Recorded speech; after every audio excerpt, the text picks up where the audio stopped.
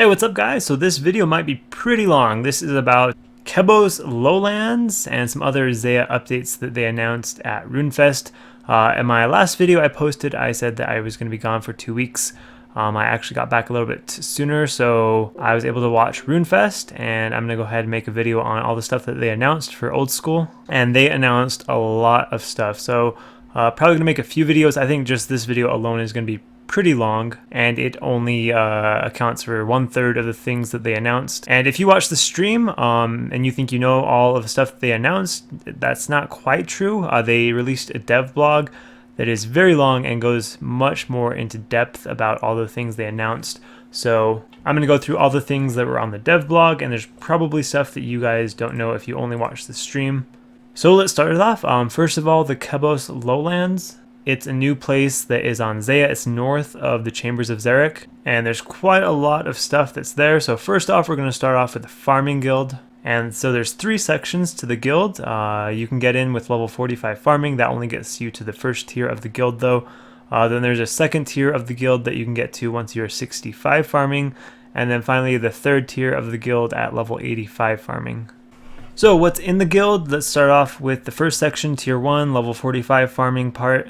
There's a bank with a pole booth and a deposit box. There's an equipment shop that has the same stuff as Vanna's farm store. There's a seed shop that has the same seeds as the Draenor seed market.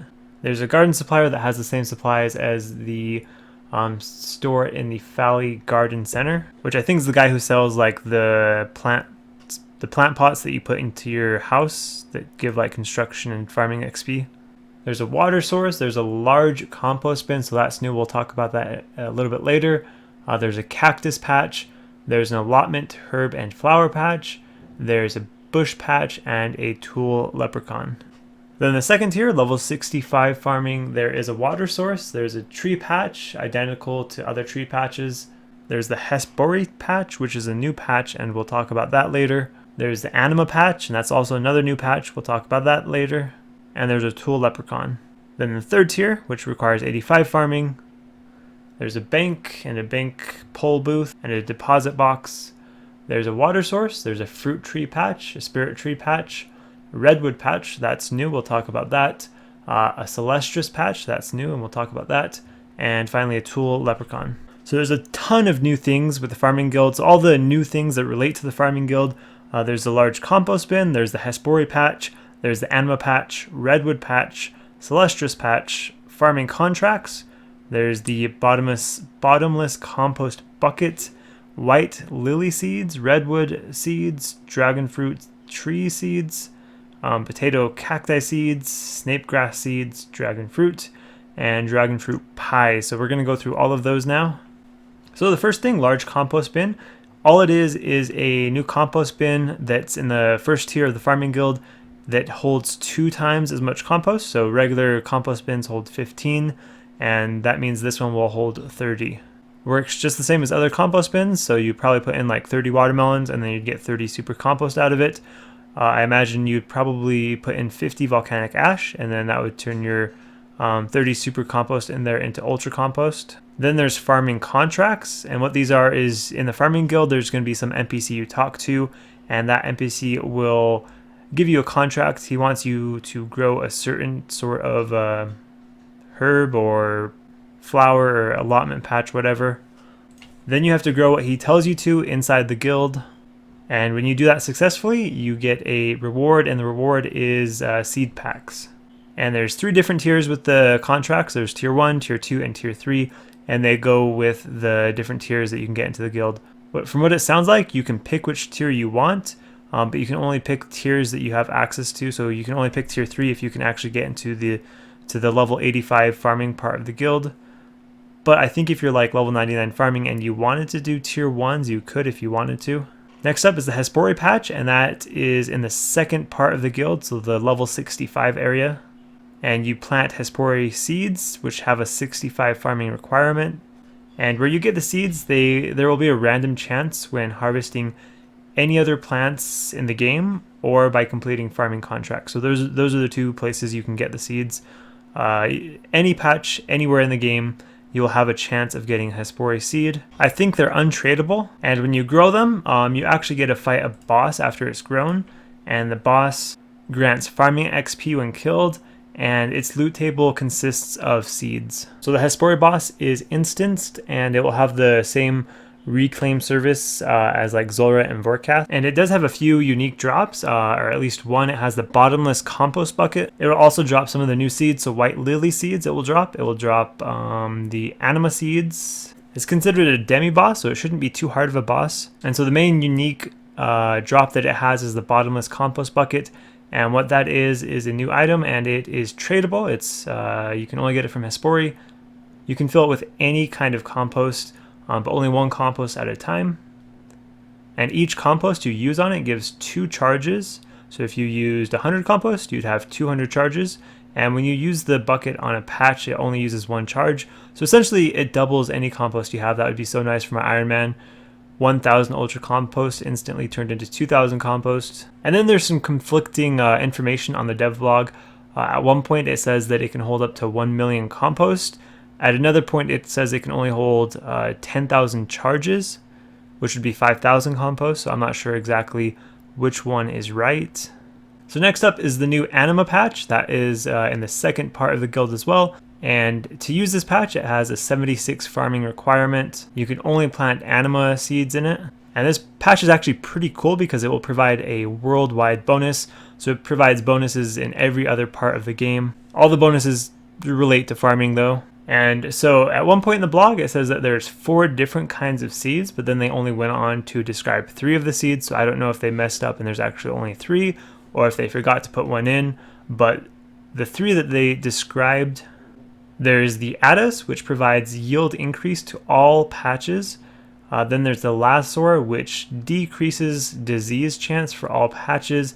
And then there's Kronos, which increases speed patch grows. You can only have one of those planted at a time. I'm pretty sure there's only 1 patch, so you'll have to pick which one of those that you want. For me, on my hardcore Iron Man, I imagine I'll probably pick the increased yield. And then in the anima patch, it is unique in the way that it works. The effects start working as soon as you plant the seeds. And then the thing with these seeds is they actually slowly die over time instead of grow. So they will last for 3.5 days. After that, they'll die and the effect will be over, and you'll have to plant some new ones in order to get the effect again. And these seeds are unique to Hespori, so the demi-boss we just talked about, that is where you get the seeds for this patch. They are untradeable, so you'll have to kill Hespori if you want these seeds. Next up, we have the Celestris patch, and that is in the tier 3 of the farming guild, so the level 85 area. And it has a level 85 requirement to use the patch. And basically it's just a new fruit tree patch in a way. Like you can only plant the Celestris seeds there, so you can't plant any other fruit trees. But basically you plant the Celestris seed, it grows in 16 hours, which is the same time as the fruit trees. And then you can harvest a resource from this patch, which is called Celestris wood. And it is tradable, and you can turn this wood into battle staffs. So alkables off of a farming patch, that's going to be pretty cool, I think. I wonder how many you'll get off the patch and how rare the seeds will be. You have to have 40 fletching to turn the wood into battle staffs, and they'll work kind of like the bush patches and stuff. There'll be a minimum that you get, but the higher your farming level, the more you'll get. The dev blog didn't say where you get the seeds from, but I assume you probably get them from Hespori, because that's where a lot of the new seeds are coming from. You probably get them from the farming contracts, and maybe you'll get them from like bird nests. Then there's the Redwood Patch, and that is in the tier 3 area of the farming guild as well. And this one has 90 farming requirements. And so you plant redwood seeds there. It's basically just like how there's a unique patch for mahogany and teak. This is just another patch, a unique patch for redwood. It takes 85.3 hours to grow, so the same time as mahogany seeds. It doesn't say how much XP it gives, but I'm sure it'll be quite a bit. And then when it's grown, you can cut it and bank the logs if you want. Works just like a redwood tree. There's going to be a bank right next to the tree, so that will probably be the best way to get redwood logs if you're an Iron Man. It doesn't say where the redwood seeds will come from, but I assume it will probably once again be from Hespori and probably from bird nests and anywhere else you get like tree seeds from. Then they want to introduce a new tree, the dragon fruit tree, and this is, you can plant this anywhere, just in any regular tree patch. So anywhere you would normally plant like magic trees, you can plant dragon fruit trees, and they'll require 81 farming. And I messed up there, any fruit tree patch. This is going to be a new fruit tree. And so the seeds will be obtained through nests, boss drops, and farming contracts. And the dragon fruit tree will give 17,000 XP when you check it. So this is the next level up from palm tree seeds. That's actually a pretty big jump because palm trees only give 10k XP and this one gives 17k XP, so almost twice as much as palm trees. And you'll be able to harvest dragon fruits off of the tree, and those will have a use as well. You'll be able to make dragon fruit pies, which will give a +4 fletching boost. And then also you can squeeze 10 dragon fruits into a vial, and that will create a bottled dragon breath, which you can use on a DFS to fully charge it. Then the next new seed is the white lily seed. It requires 58 farming, and it can be grown in any flower patch. So this is the new highest level flower seed in the game. The seeds will only come from Hespori, but they're tradable. When fully grown, it will protect all types of allotment crops. Then there's going to be new potato cacti seeds. Those will require 64 farming. They can be grown in any cactus patch. The seeds are tradable and rarely obtained through nests, boss drops, and farming contracts. And of course you'll get potato cactus off of them. And the thing with this is if this is introduced into the game, they're going to take potato cactus off of the Nightmare Zone shop. I don't think there's really anyone who buys potato cactus from the Nightmare Zone shop, so that's not going to be a very big change. But I think they kind of want the Nightmare Zone shop to make a little bit more sense. Right now, getting potato cactus from that shop doesn't make too much sense, so they're giving you another place to gather it from. Then there are snape grass seeds. Those require 71 farming, and those can be grown in any allotment patch. So that's the new highest level allotment seed. And those will be obtained rarely through nests, boss drops, and from farming contracts. And when they introduce this, they will remove it from the Nightmare Zone shop as well. So this, along with white lily, will probably be pretty good for snape grass. Your snape grass will never die, and most allotment patches give you quite a lot of yield, so I imagine farming these will be really good for snape grass for an Iron Man if you have these seeds. That is it for the farming guild. Next up is Brimstone. So the Brimstone area is pretty close to the farming guild. There's going to be a new Slayer Master, which is called Konar, which is accessible with 75 combat, no Slayer requirement, it looks like. And the unique thing about this Slayer Master is that the Slayer Master will ask you to slay monsters in specific areas. And the reason why you would want to use the Slayer Master is because you get more points per task. You get 18 per task base. You also get a chance every time you kill a monster on task from the Slayer Master, you have a chance of getting a roll on a new drop table. And the drops will be in addition to whatever drop you would have gotten before. But basically they're pretty low generic stuff that will just give you a little bit extra profit. And then there's one new unique, which is the one-handed Dragon Hosta. And then the final reason why you'd want to use the Slayer Master is because he assigns a few new high-level Slayer monsters that you can only be assigned from this guy. And we'll get to talking about what those Slayer monsters are here in a second, but we're going to go through some other stuff first. So first up is the Dragon Hosta, and that requires 60 attack, of course, and it is worse than both the Dragon Sword and the Dragon Scimitar. So if you're looking for DPS, this is not really the weapon that you want to use. Also, all of the attack styles on Hostas are controlled, so if you're a pure, you can't use it because it'll give you defense XP. The one use that this has is that it will have the highest crush bonus in the game for 60 attack weapons. So if there's something weak to crush, then it would probably be the best DPS, but outside of monsters that are weak to crush, there's no reason to use this. Then there's going to be some new boots called the Boots of Stone. They require 44 Slayer to use, and you can buy them from every Slayer Master, and they'll cost 200 GP, so they're really low level stuff. They have pretty much no stats, except for they'll have +1 on every melee defense style, but other than that, they have no stats. And the whole point of these boots is you have to wear them to go into the new Slayer dungeon. We'll get to the new Slayer dungeon here in a second. Basically, it's a DPS decrease, because I'm sure the new dungeon will provide some benefits and bonuses and stuff. So to kind of counteract those extra benefits that you're going to get, they make it so you have to wear these boots inside of the dungeon. and it'll be a slight decrease in DPS because you can't use climbing boots or dragon boots or primordial boots, which helps keep other parts of the game alive. This new dungeon isn't just going to be the best for everyone. If you want high DPS and possibly the best Slayer experience, you won't want to go to this new dungeon. And it will probably be more targeted towards people who want to make more money or something along those lines. So the new Slayer dungeon, Mount Corellum, Corellum Slayer dungeon, or also known as Brimstone Slayer dungeon. It's going to be single way combat, so you can't barrage tasks here. So once again, probably not going to be the fastest way to train Slayer. You can cannon here though, so that will be helpful. It won't just be completely dead XP rates. So there's going to be a few new Slayer creatures. First of all is the Sulfur Lizards, and they have a 44 Slayer requirement. They're in the new Slayer dungeon, and they're similar to Desert Lizards. There's no big cool mechanic with them. They're pretty simple and easy to kill. Only the lower level Slayer masters assign them. They're mainly just to add variety to the lower level or lower Slayer levels. And what they're going to do with the lizards, they're going to combine Desert Lizards and the Sulfur Lizards into one task just called Lizards, and you can choose to kill the Sulfur or the Desert. So it's not going to really hurt anything. Then the next new Slayer creature is the Wyrm. I'm probably pronouncing that wrong, but let's just go with Wyrm. 62 Slayer requirement. It's in the new Slayer dungeon. And this is actually pretty unique, pretty interesting what they're doing with this, but the rare drops off of the Wyrms is a very rare chance at the Dragon Sword and the Harpoon, Dragon Harpoon, which if you know, those are currently drops off of the Chamber of Xerix. So if these two get or if this creature gets voted in, those two drops will be removed from the Chamber of Xerix, and the only place you can get them is off this monster. So kind of like with Nightmare Zone, how they're going to remove Potato Cactus and Snape Grass, I think they have the same thoughts here.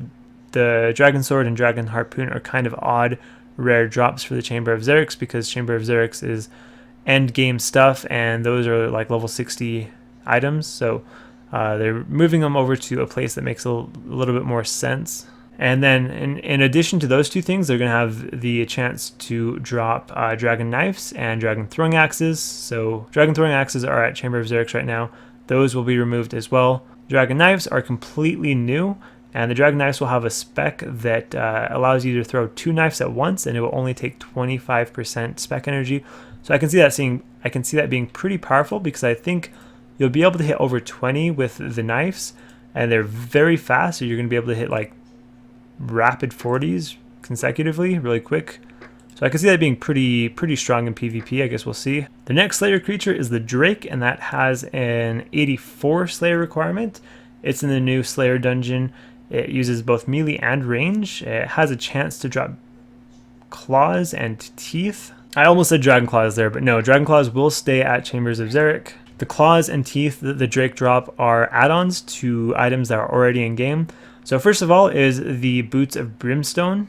And how you get these is you combine a Drake Claw with a Boot of Stone, and it requires 70 defense, 70 mage, and 70 range, and 44 Slayer to wield. And they're basically kind of like hybrid boots. They have range, mage, and melee accuracy bonuses, and they have good defense bonuses to all 3 combat styles as well. So they're pretty good just all-around boots. Next up is the Devious Boots. So to make these, you take a Drake Tooth, you combine that with Holy Sandals, and the new boots it creates is called Devout Boots, and those require 60 prayer to wield, and they have 5 prayer bonus and no other stats outside of that. Also, Drakes will drop Dragon Throwing Axes and Dragon Knives as well. And the next up is the Hydras, and these will be the highest Slayer required monster in the game. So Hydras, they have a 95 Slayer requirement to kill. They're going to be in the new Slayer dungeon, and these will only be assignable by Konar, the new Slayer Master. So that's another one of the benefits for using that Slayer Master, is you can get assigned these. So they're going to use range and mage attacks, and they're going to drop 3 ring pieces, and you combine the ring pieces together to make a new ring. Also, they'll drop a Hydra tail, which you attach to a dragon bone necklace, which will give you a new necklace. These also drop Dragon Throwing Axes and Dragon Knives. So the new ring that you get off the Hydras, you get 3 pieces. You get the Eye of the Hydra, Fang of the Hydra, and the Heart of the Hydra. And then you combine those 3 together, and that gives you a Brimstone ring. And the Brimstone ring is basically a hybrid ring. It gives bonuses to all combat styles, but it does have a magic focus. So it gives attack bonuses to all melee, range, and mage. It also gives the equal amount to all the defense bonuses, and then it has 4 melee strength. It has a special effect, and what that effect is it gives you a 1 in 4 chance of ignoring 10% of your opponent's total magic defense. So that's actually pretty good. I haven't done the calculations, but I imagine that's going to raise your magic accuracy by a lot. The higher your opponent's magic defense, the more benefit the ring will give you.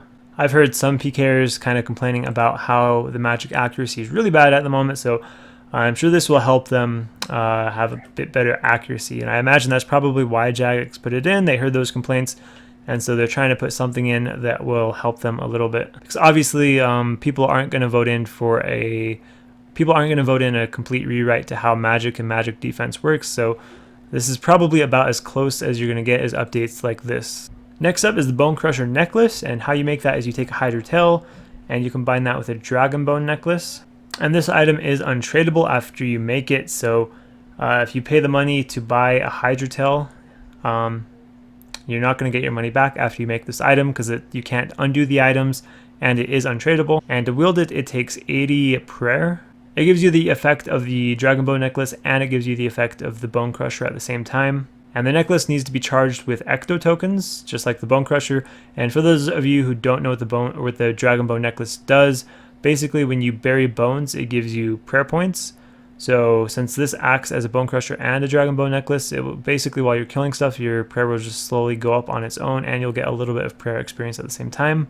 The Dragon Bone necklace is pretty dead content right now, and it looks like they're trying to make it not dead content, but even with this update, I don't see it being used by too many people. Prayer pots are just such a low cost at this point in the game that it's not too hard to pay for prayer potions, and the DPS you lose by not using like an Amulet of Torture or something is just massive. And then the final new Slayer creature is the Alchemical Hydra, which requires 95 Slayer. Once again, it's located in the new Slayer dungeon. It's assigned exclusively by the new Slayer Master. It's a solo boss, and you can only fight the Alchemical Hydra on task or a boss task. And so the unique drops off this new Slayer boss will be Ferocious Gloves and a Hydra Claw. The Hydra Claw you'll combine with some other item, and it will give you a new item. So first of all, the Ferocious Gloves, they'll require 70 defense to wield. They're going to be the new best in slots for gloves. They're going to have 16 attack bonuses for all melee attack styles, and they'll also have 14 strength bonus. So for melee, they're actually a pretty big increase over barrel gloves. They're not completely better than barrel gloves though, because barrel gloves do have magic and range bonuses as well. These gloves have a very large range and mage negative bonus. So if you're using like a hybrid setup for some PVM and you don't want to bring an extra glove switch, you'll want to stick with barrel gloves instead of using these. So next up is the Dragon Hunter Lance, and this is where you combine the Hydra Claw with the Zami Hosta. It's going to have a 70 attack requirement, and it's going to have worse stats than the Zami Hosta, but it's going to have a special effect. And before talking about the special effect, I'm going to mention that because you're combining it with a Zami Hosta, I imagine, just like the Hosta, its attack styles are going to be combined XP, so pures won't be able to use this. So the special effect, you can probably guess from the name of the weapon, is you're going to have a 20% increased accuracy and damage against dragons. So this is basically like the Dragon Hunter crossbow, but for melee. So all the Hydras will drop dragon throwing axes and dragon knives as well, just like the drakes and wyrms. With the introduction of all these new creatures, there's going to be some new bones as well. So the Wyrm Burns, which give 30 prayer XP, the Drake Bones, which give 60 XP, and the Hydra Bones, which give 90. And just for comparison, Dragon Bones give 72 XP. Next up, we're going to talk about a new fishing method, which is called aerial fishing. It's a new way to catch fish that has similar mechanics to falconry, which is a hunting method. I think the fastest way, or at least before birdhouses, it used to be like the method that you would use to get from like 53 hunter to something hunter. I can't remember exactly, but for some of the levels you'd want to do falconry. But yeah, so basically you're going to get some sort of pet thing, and then you're going to shoot it at like a pond of fish, and it's going to catch a fish and come back to you with the fish. So the new fish you can catch are bluegill. They're going to be caught at 43, or the requirements are 43 fishing, 35 hunter. The common tench, which has a 56 fishing requirement and 51 hunter requirement. The mottled eel, which requires 73 fishing and 68 hunter, and the Greater Siren, which has 91 fishing rec and 87 hunter rec. And this is actually going to be a pretty competitive method XP wise. You're going to be gaining 3 types of XP at the same time: hunter, fishing, and cooking. And while doing this fishing method, you also have a chance to obtain pearls. They're called mulch pearls. You have a 1 in 150 chance every time you catch a fish. They're stackable, and you can trade them in for rewards. You can get the equipable fishing rod, which costs 100 pearls. You can get the equipable fly fishing rod, 120 pearls. The equipable barbarian fishing rod, 150 pearls. And the fishing sack for 1,000 pearls. So those are all pretty useless in my opinion. You save 1 inventory slot. The fishing sack is purely a cosmetic. And then also there is a golden tench, which you have a very rare chance of getting it while doing the aerial fishing. It's basically like a pet, I think, or at least like the same idea of a pet. You equipped it, so it's not going to follow you around. It's not exactly a pet, but I imagine it's going to have the same rarity as a pet. And then finally, the final topic of this video is the new Korand and Kebos diary. The requirements to finish it all is 25 con, 30 crafting, 40 fletching, 42 mining, 49 thieving, 50 fire making, 77 rune crafting, 82 fishing, 84 cooking, 85 farming, 90 mage, 90 woodcutting, and 95 slayer. And the reward item will be a blessing that goes into your ammo slot. So the rewards you get from this diary, you get the normal XP lamps you get off all diaries. You get the blessing, it improves in stats. Starting out with the easy, you have 0 stats. When you finish the medium, it has a +1 prayer bonus. And then after you complete the elite, it will go up to +2 prayer bonus. So for the easy, you have one of the rewards is half access cost for Crab Claw Island. You have a double drop rate of Zarek's Talisman. Then the medium diary, you get free access to Crab Claw Island, 5% chance to mine 2 dense essence blocks at once, 20 free dynamites a day from Theris. Then the hard diary, you get ability to combine a Slayer helmet with a Shazian Helm 5 by talking to Captain Cleve. So that's going to be very helpful for Lizardman Shaman tasks. 5% increased yield from the Hosidius Farming Guild herb patches. 40 free dynamites a day from Theris. Then the Elite Diary, you get 20 Slayer points for completing Slayer tasks from Konar. That's the new Slayer Master. You have a 10% reduced burn chance at the city kitchens, and you get 80 free dynamite a day from Theris. And then finally, there is 2 new quests: the Forsaken Tower, which is the new Lovakang Novice quest, and then the Ascent of Arceus, the new Arceus Novice quest. Currently, they have Novice quests for the other houses in the game, so this is just completing the quest for each house. You get a book, and you can fill the book with like pages, and they teleport you to the area of the quest that you do. So this completes that book. There will now be a quest for each area. There's not too much to talk about with those quests. They're novice, and there isn't too much rewards or anything. So that is the end of the video. Lots of stuff. That's going to be a very long video, I can tell. Hopefully you found it useful, and I will be making videos on the other things they announced. Just really quickly, they announced a new skill, so that's going to be a pretty fun video to make. And they announced a new Grand Master quest, so that will also be pretty fun to make. So that is it for this video. Thank you for watching. See you in the next one.